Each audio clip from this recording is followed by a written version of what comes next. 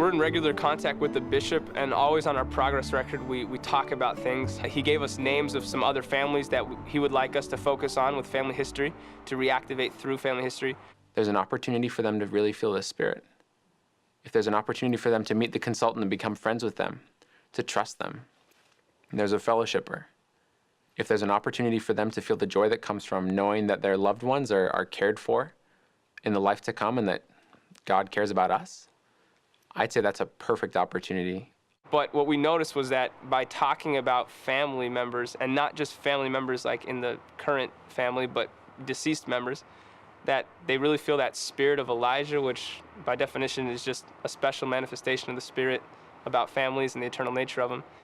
It just binds them to the church a little more and gets them interested about going to the temple and becoming worthy to come to the temple.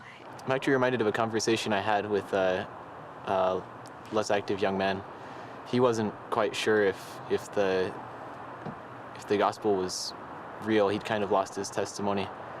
But as we talked about eternal families, I think he came to realize, I really do believe this is true. We've started a class for our recent converts, and then we started inviting members, less active and focused families to come to that. We've got a member that's returning to activity and that is preparing to go to the temple. He comes to church, but that's about it. We invited him to this class, and just last week we went and talked to him about him and his priesthood and his advancement, and his face just lit up.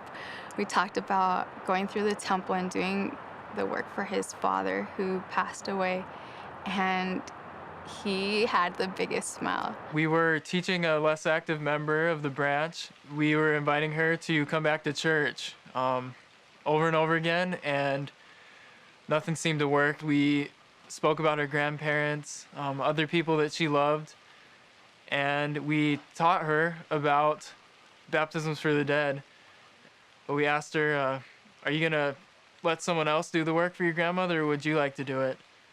I think it kind of sparked a fire in her that she realized that this is a blessing. She took ownership of that. She didn't want anyone else to baptize her family members. She wanted to do it. It really sparked a fire in her that we hadn't seen before. And that opens up doors to go into less actives' homes as well, to help them to see the importance, and it also turns them back to remembering about their baptism. And they just get really, really excited to keep going, and they tell us they're going to keep doing it, and they're going to go to the temple this week to go and do this work.